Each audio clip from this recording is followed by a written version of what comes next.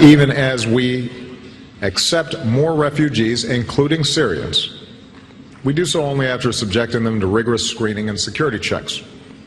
We also have to remember that many of these refugees are the victims of terrorism themselves. That's what they're fleeing. Slamming the door in their faces would be a betrayal of our values. Our nations can welcome refugees who are desperately seeking safety and ensure our own security. We can and must do both. Yeah, and we all have confidence in him to do that. Welcome aboard. It's the Tuesday edition of the Steve Malzberg Show from our New York City studios. Dinesh D'Souza joins us momentarily in studio, but first I want to just catch you up on what's happened today. Almost another setback, as Barack Obama described the Paris bombings in the war on ISIS. The authorities in Germany have reportedly thwarted what they said was a plan to bomb a soccer stadium in Hanover, Germany. That soccer stadium was full. They evacuated, and they said that they have concrete proof that bombs were set to go off. So I would hate to bother Barack Obama with another, setback if anybody else got hurt. Dinesh D'Souza is here, New York Times best-selling author, political commentator, filmmaker, author of Stealing America: What My Personal Experience with Criminal Gangs Taught Me About Obama, Hillary, and the Democratic Party. It is so good to see you, sir. It's a pleasure. Good to be here. It's been a while, and the punishment, the penalty, the house imprisonment, that's over. Yes, I've done my 8 months confinement, and it was an unnerving experience, but I learned a lot. Well, we're going to get to that because I was going to say, in this book, you talk about so much that you did learn. Actually, an incredible perspective that you gained. Not that you would want to, or anybody would want to, but you made the most of it. But let's talk about the realities that we are under right now. I don't know anybody. I haven't heard one review. Even the Washington Post called him petulant, Obama, based on his speech yesterday in Turkey. I haven't heard one Democrat come up and say, "Yeah, he's got it right." Except that Hillary and Sanders said, "Yep, we got to take those Syrian refugees in." But when you saw what Barack Obama, his attitude, his demeanor, his narcissism, it just reconfirmed everything you've ever said about the guy. Well, we're seeing something interesting because contrast Obama with Hollande in France. Now, Hollande is more like Jimmy Carter. When Jimmy Carter said communism wasn't a problem and the Soviet Union invaded Afghanistan, Carter was inflamed. He was outraged. You could see it affected him. Same with Hollande. Suddenly the guy sounds like Winston Churchill. He wants to be merciless. He wants to take on the savages. Obama, on the other hand, sounds like Obama. Here's a guy for whom this whole thing appears to be a sideshow, a distraction. It's almost like he's annoyed it even occurred. And for it to occur right after he said ISIS was contained, I think he feels like ISIS didn't get the memo. They should have been listening to him. I think what's going on is that these progressives are up to their own racket. They've got it going. It's very profitable. They're building their base of money and power in the United States, and so foreign policy to them has become an annoyance. It takes their time. It takes America's resources away. They don't want any of it. I know, but I mean, do you believe that in his heart Obama wants to keep us safe or doesn't care?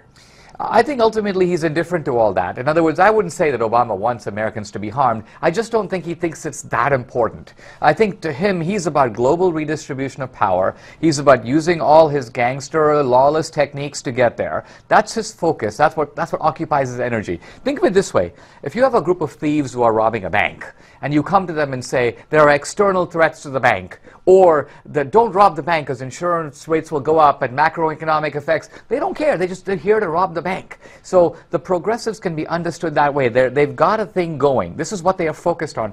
Take a look at Hillary. People say she traveled millions of miles and accomplished nothing. State, yeah. But she accomplished a lot from her point of view. She made all kinds of deals in Kazakhstan, in Libya.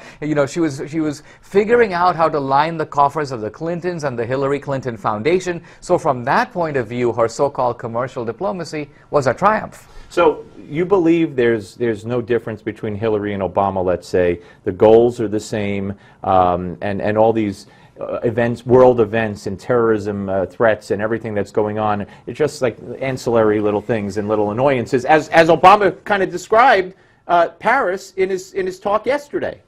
Obama and Hillary are very similar. They were both cut out of the Alinsky cloth. And in the book, I actually have all the stuff on how Alinsky was a thief. He hung out with gangsters. He learned a lot of his intimidation techniques from the mafia. And so there's a kind of gangsterism in Obama and Hillary. Now, that being said, I think for Obama, ideology is the goal and gangsterism is the means. He's perfectly happy to go around the immigration laws to achieve his result. But his end result is ideological. For Hillary, I think having power, maximizing power is the goal. There is no ideology ahead of that. She's a progressive, but her main goal is essentially to be the mafia don of the United States. When you hear Obama talk about the refugees, and Hillary basically echo the same thing, and it just seems like, I mean, if they did a poll today, I'm sure 75% of the people would say don't let them in. We have over 25 governors now saying we're not going to let them in. I don't know if they have the authority to do that or not do that, but they say they will. What does that tell you? What does that say about? Does that reaffirm everything you're saying? Does it fit into your MO of how they operate and who they are? Yeah, I think that to them, the refugees are a pawn. They're a political pawn to strengthen the domestic political base of the Democratic Party. So just as it was worth it for Obama to pass Obamacare without a single vote. Obamacare was a complete con because, see, Obama was basically telling the American people, look, I'm conspiring with you against the insurance companies. In reality, as you know, he was conspiring with the insurance companies against the American consumer because he's telling the insurance companies, I'm going to force all these people to buy insurance and you're going to reap the harvest of profits, so you back Obamacare. So this is a racket, and it's worth getting the racket through because you've unalterably changed the healthcare system, at least for quite a while. So similarly here, if they can get in a bunch of, if you will, would-be Democrats, they'll take some political heat in the short term to do that. Well, what about what Donald Trump said yesterday, that you might have to close down some mosques and you might have to, certainly surveil Muslims in this country? You agree with that? Well, I think, for me, I'm kind of a little tired of Republican talk because even from the Republican Congress, we've been now getting 2 years of talk. These guys have a lot of actual power. They control the purse strings. They're in charge of legislation. In a democratic society, who makes the laws? But Trump isn't. So do you agree with what he says on that issue? I'm not sure if I agree with what he says. I wouldn't, targeting. I would do surveillance to figure out, and this idea that we can check out all these Syrian immigrants. How? I mean, you couldn't check out my friends who went to school with me in Bombay. Right. So how do you vet these people? How do you make sure who their friends are? How do you make sure? But you wouldn't close mosques down or. Well, I'd be careful about that because in this country we have civil liberties. I mean, I've seen myself as someone who came under the scrutiny of the U.S. government. Once they put federal power on you, it can be used kind of indiscriminately. So I'd be a little careful, but I would take the measures that are reasonable to pursue our security. Now, when you were under what's the proper term? Confinement. Confinement. Okay, for the campaign contributions, you learned a lot. You lived with criminals, hardened criminals. You slept with them where they sleep, and you did research on them, and you came away very well educated on many of them. What did you learn? Well, and it's all in the book, by the way. The first thing is I learned that I had been defending for 25 years an idealized America, the American dream, the American founding.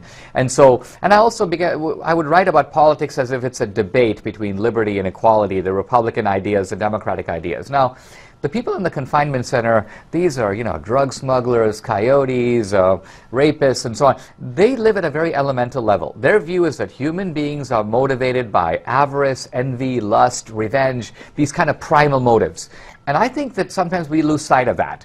We think of Obama and Hillary as trying to promote social justice, the fair share. We don't realize that these are people on the make. Hillary was in a way right when she said, we came from nothing. The Clintons came from nothing, and they've gotten to well over $100 million at warp speed. And they didn't do that by inventing the iPhone. So they figured out a pretty good racket through politics. So I began to take a more cynical reading, of a realistic reading, which I learned from the confinement center, and now apply that to Washington, D.C. 30 seconds. Was this a political prosecution against you? I believe it was. It was motivated that way. We know Obama was upset about my movie 2016. All I can say is if they were upset about that movie, wait till they get my next movie next year, coming out around the time of the Democratic Convention, A Secret History of Progressivism, Hillary, and the Democratic Party. Wow. And of course, Obama's Obama 2016 and America were runaway political documentaries. The book, ladies and gentlemen, Stealing America by the great Dinesh D'Souza. To be continued. We will talk some more, sir. Thank you very much. Folks, up next, the Malzberg panel. Don't go away.